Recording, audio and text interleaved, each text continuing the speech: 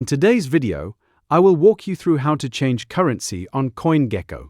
To begin, open a web browser of your choice and type in CoinGecko.com. Then press Enter on your keyboard to go to the official CoinGecko website. Once you're on the website, log into your account using your correct account credentials. After signing in, look for the settings icon in the top right corner of the screen and click on it. A pop-up menu will appear. You will options such as language, currency, and dark mode. From that menu, click on Currency. You will now see a list of suggested currencies displayed on the screen. Browse through the available options and choose the fiat currency you want to use. Or you can use the search bar to find the fiat currency you prefer. Plus, using the search bar is much faster. When you find the currency you would like to switch to, click on it to select it. As soon as you make your selection, your fiat currency will be updated within your CoinGecko account.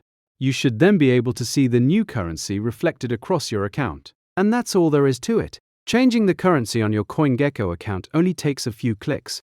Simply access the settings menu, open the currency section, select your preferred fiat currency from the available list, and the change will be applied right away. That completes the process of changing the currency on CoinGecko. Thanks for watching, and I'll see you again in the next video. Goodbye for now.